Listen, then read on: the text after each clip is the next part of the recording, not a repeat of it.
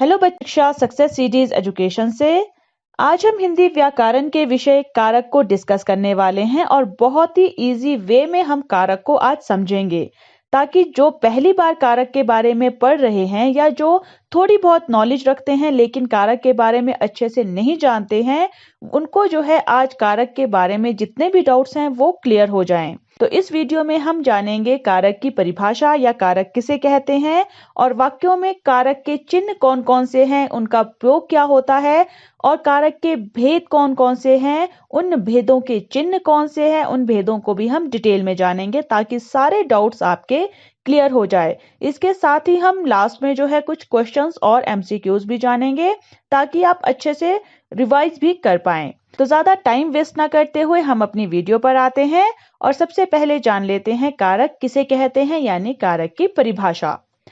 जो शब्द वाक्य में क्रिया का संज्ञा और सर्वनाम शब्दों के साथ संबंध बनाए उसे कारक कहते हैं। कारक का शाब्दिक अर्थ है क्रिया को करने वाला, अर्थात क्रिया को पूरी करने में किसी न किसी भूमिका को निभाने वाला। इसका सीधा संबंध क्रिया से होता है। आप बिल्कुल इजी वे में ये भी कह सकते हैं कि संज्ञा या सर्वनाम के जिस रूप से क्रिया तथा वाक्य के अन्य शब्दों के साथ संबंध का पता चलता है उसे कारक कहते हैं। तो सरल शब्दों में आप ये भी कह सकते हैं कि जो संज्ञा या सर्वनाम का कोई भी ऐसा रूप जो क्रिया से या फिर वाक्य के अन्य शब्दों के साथ आपस में संबंध का जिससे पता चलता है उसको कारक कहेंगे। अब आप इस परिभाषा को और अच्छे से कैसे समझेंगे, आइए पहले वाक्यों को ध्यान से पढ़ लेते हैं जिससे आपको ये परिभाषा भी अच्छे से क्लियर हो जाएगी। निम्नलिखित वाक्यों को ध्यान से पढ़िए। तो जो भी आपको बिल्कुल ध्यान से पढ़िए ताकि आपको और भी अच्छे से क्लियर हो जाए।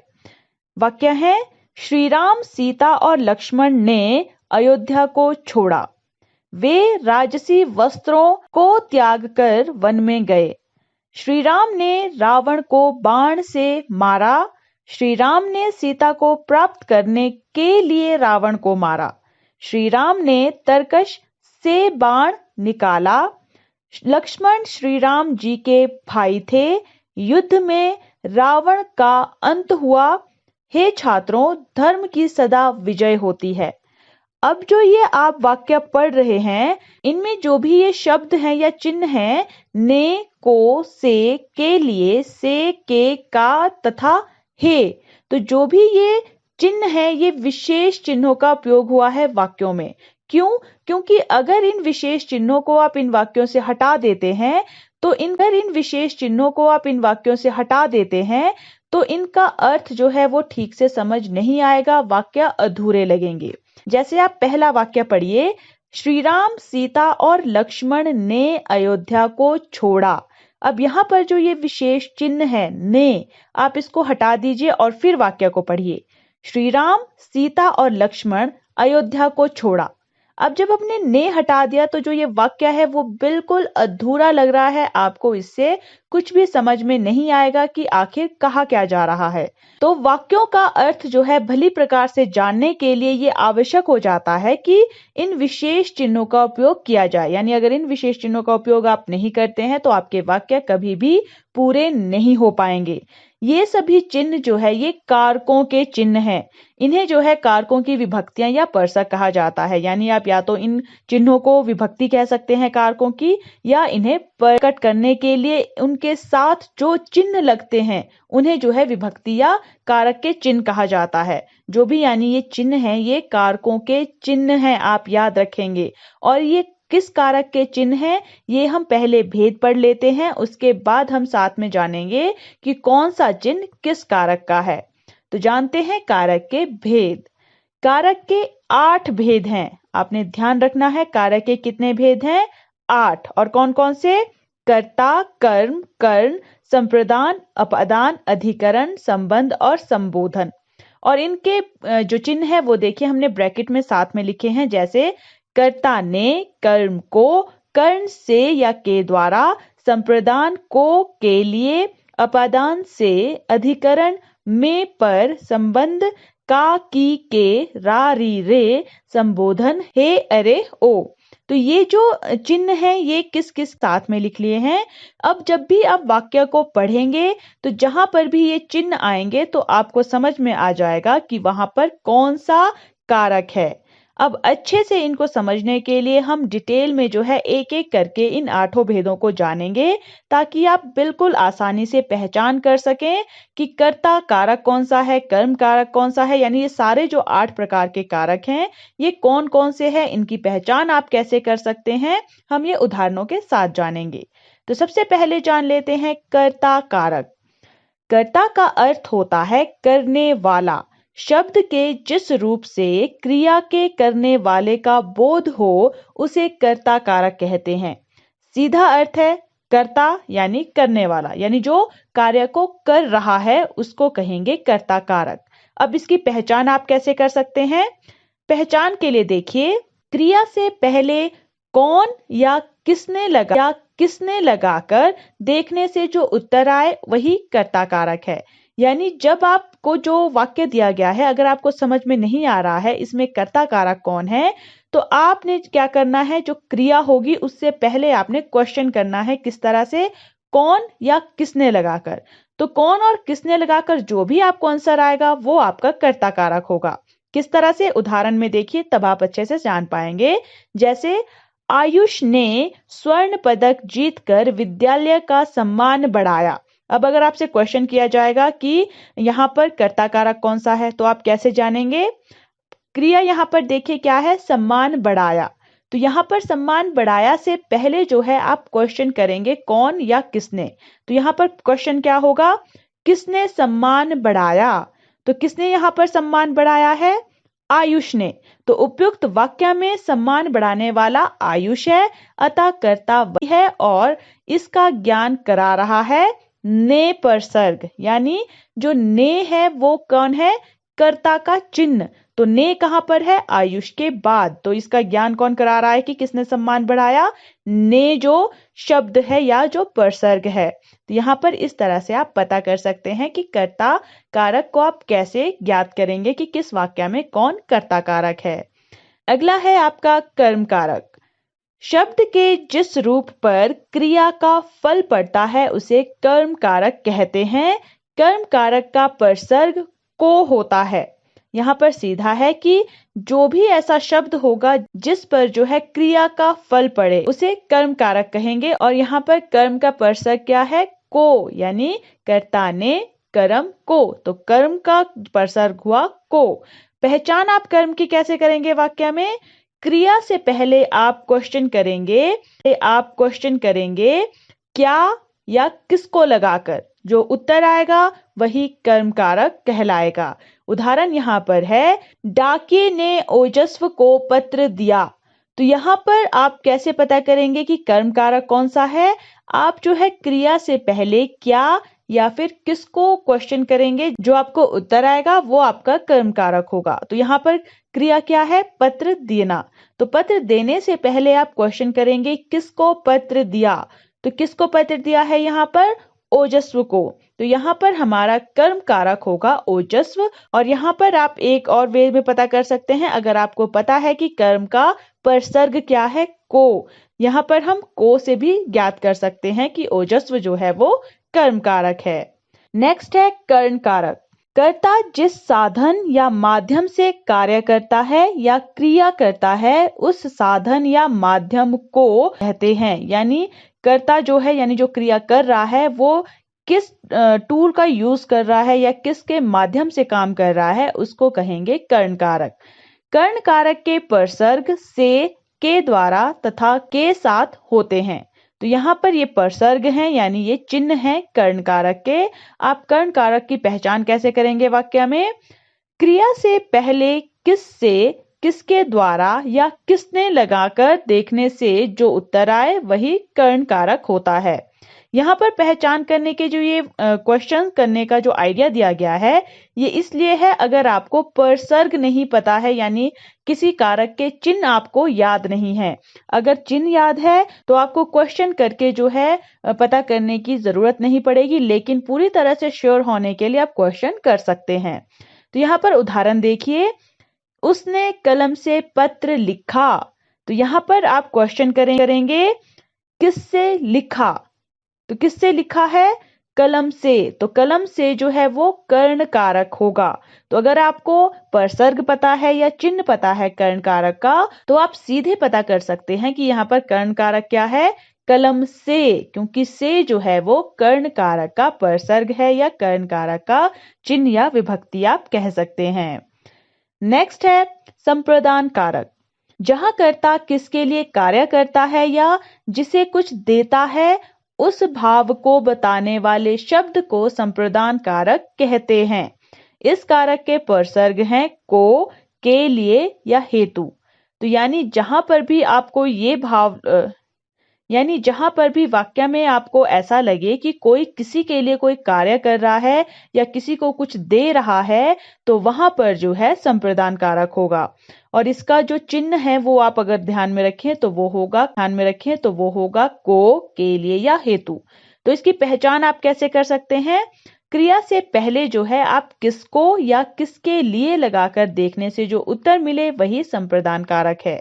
तो उदाहरण यहाँ पर देख लीजिए, अमित ने भिखारी को वस्त्र दिए। तो यहाँ पर क्रिया क्या है, वस्त्र देना। तो आप जो है क्रिया से पहले क्वेश्चन कर सकते हैं किसको या किसके लिए। तो यहाँ पर आप क्वेश्चन करेंगे किसको दिए, यानी किसको वस्त्र दिए। तो यहाँ पर आएगा भिखारी को। तो जो भिखारी को है वो होगा आपका संप्रदान कारक। तो इस तरह से आप पता कर सकते हैं। नेक्स्ट है अपदान कारक।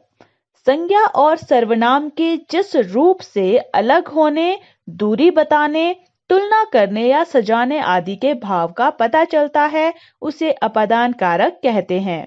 अपदान कारक का परसर्ग से होता है, यानी जहां अपदान कारक होगा। और अच्छे से क्लियर होने के लिए आप पहचान करने के लिए क्वेश्चंस कैसे कर सकते हैं, अपदान कारक की पहचान के लिए क्रिया के साथ किससे या कहां से लगाकर देखने से जो उत्तर मिलता है वह अपदान कारक होता है। यानी आप क्वेश्चन करेंगे किससे या कहां से। तो उदाहरण देखिए, वृक्ष से पत्ते गिरते हैं। अगर आपको परसर्ग याद है अपदान कारक का से, तो आप सीधे पता कर सकते हैं कि वृक्ष से, यानी वृक्ष से जो है वो अपदान कारक है। लेकिन अगर नहीं पता है आपको, तो आप क्वेश्चन करके जो है क्लियर हो सकते हैं। तो आप क्वेश्चन यहाँ पर क्या करेंगे, क्रिया से पहले क्रिया है गिरना, तो यहाँ पर आप करेंगे किससे गिरते हैं, किससे गिर रहे हैं पत्ते, वृक्ष से। तो वृक्ष से जो है वो अपदान कारक है। इस तरह से आप बिल्कुल श्योर हो सकते हैं। नेक्स्ट है संबंध कारक। संज्ञा के जिस रूप से दो संज्ञाओं अथवा सर्वनामों के आपसी संबंध का पता चलता है, वह संबंध कारक कहलाता है। संबंध कारक के परसर्ग का, के, की, रा, रे, री, ना, ने, नी आदि होते हैं। तो यहाँ पर देखिए, आप जब नाम ही पढ़ेंगे संबंध कारक, संबंध किसी एक का अकेले का नहीं हो सकता है, संबंध किसी दो वस्तुओं के बीच में ही होगा। तो यहाँ पर जो भी दो संज्ञाएं होगी या दो जो सर्वनाम होंगे, उन दोनों के आपसी जो संबंध का पता जहां से हमें चलेगा वो होगा संबंध कारक। तो यहाँ पर पहचान आप कैसे कर सकते हैं, वाक्य में आए दो संज्ञाओं या सर्वनामों के साथ किसका, किसकी या किसके लगाकर देखने से जो उत्तर मिलता है उसे संबंध कारक कहते हैं। उदाहरण देख लीजिए, रीना की माताजी बीमार हैं। तो यहाँ पर जब आपने क्वेश्चन किया किसकी माताजी, तो आया रीना की। तो रीना की जो माताजी है वो जो है बीमार है, और ये जो है आपका संबंध कारक होगा। तो इस तरह से आप क्लियर हो सकते हैं। नेक्स्ट है आपका अधिकरण कारक। संज्ञा के जिस रूप से क्रिया के समय, स्थान, अवसर आदि का पता चलता है उसे अधिकरण कारक कहते हैं। अधिकरण कारक के परसर्ग में तथा पर होते हैं, यानी में और पर जहां पर आएगा शब्द के आगे वो शब्द जो है आपका अधिकरण कारक होगा। लेकिन आपने ये भी याद रखना है कि संज्ञा के जिस रूप से जो क्रिया है उसके समय का या स्थान का या किसी अवसर आदि का पता चले वो अधिकरण कारक होगा। पहचान आप कैसे कर सकते हैं, क्रिया के साथ कहां या किस में लगाकर देखने से जो उत्तर मिलता है उसे अधिकरण कारक कहते हैं।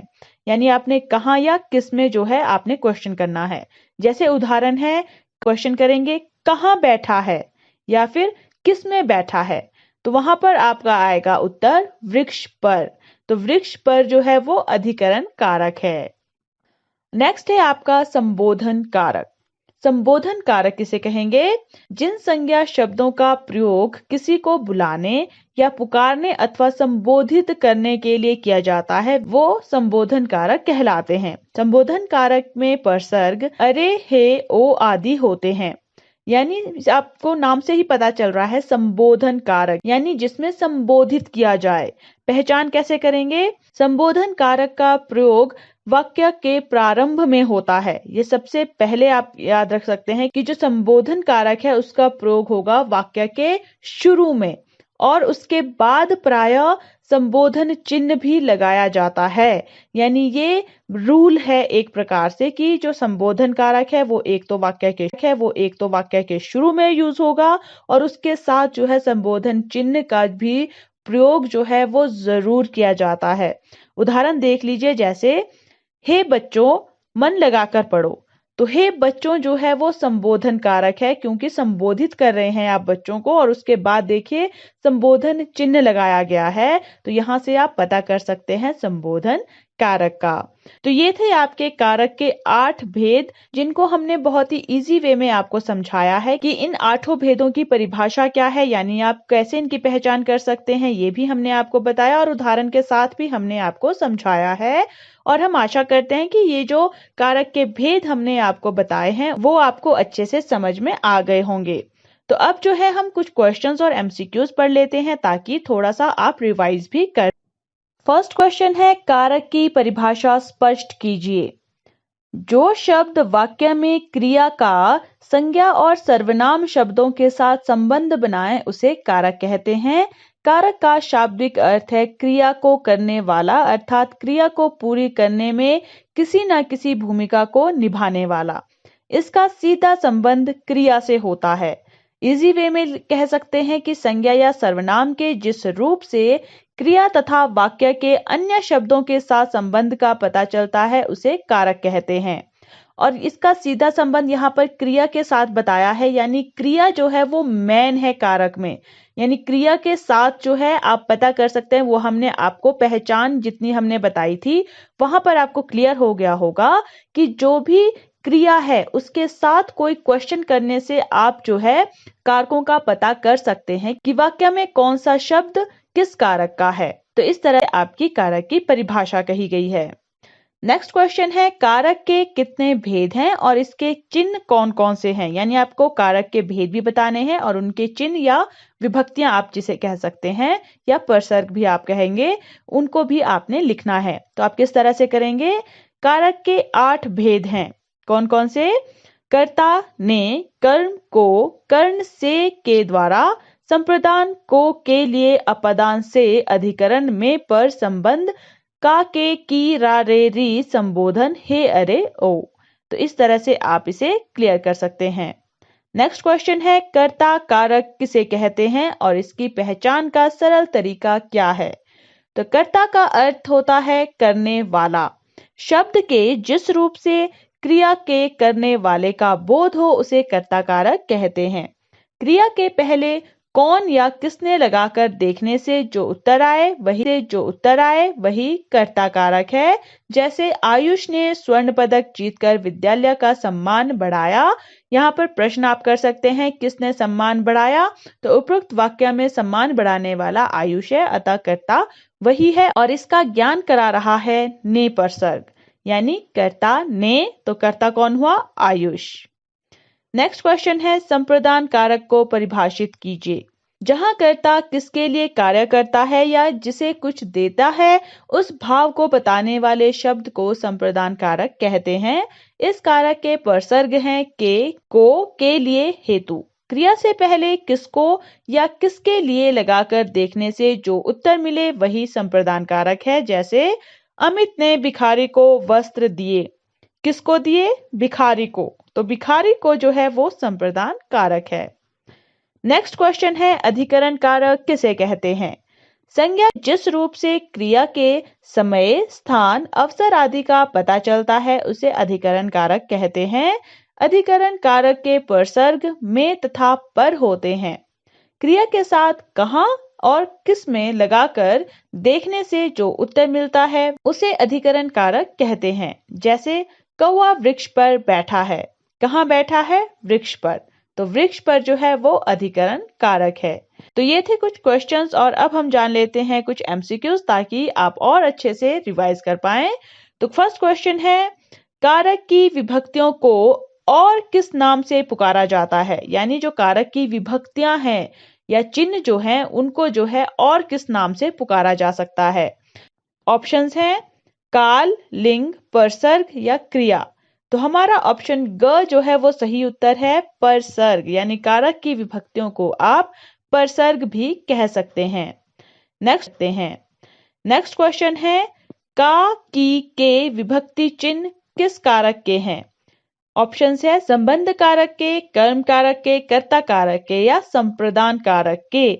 तो अगर आपने अच्छे से पढ़ा है तो आप देख सकते हैं संबंध का, के, की, रा, रे, री या ना, ने, नी। तो हमारा ऑप्शन क हमारा सही उत्तर होगा, संबंध कारक के जो विभक्ति चिन्ह है वो है का, की, के। नेक्स्ट क्वेश्चन है, कारक के कितने भेद होते हैं? ऑप्शन है 5, 7, 8, 9। तो ऑप्शन ग हमारा सही उत्तर है, कारक के 8 भेद हैं।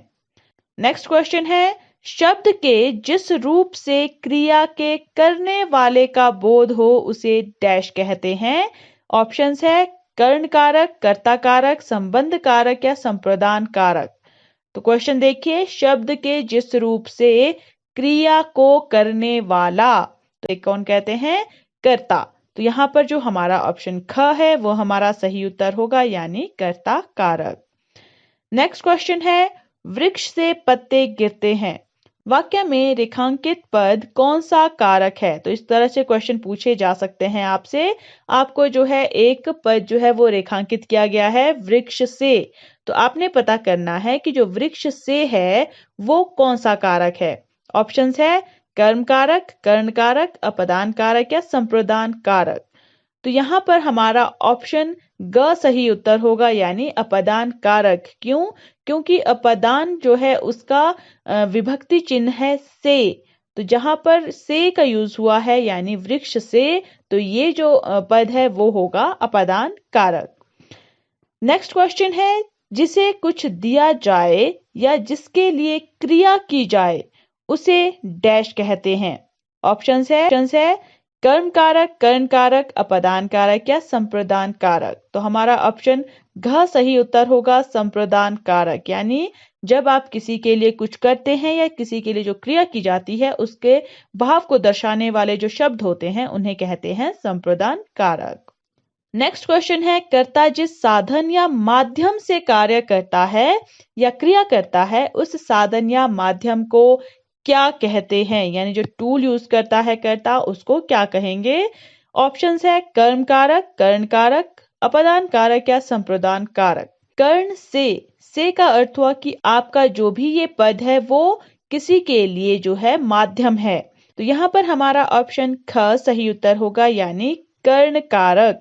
कर्ता जो है जिस साधन या माध्यम से कार्य करता है वो कर्ण कारक के अंतर्गत आता है।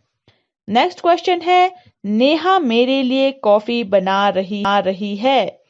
वाक्य में रेखांकित शब्द है कर्ता कारक, कर्ण कारक, संप्रदान कारक या अपदान कारक। तो जो यहाँ पर नेहा शब्द है वो क्या है?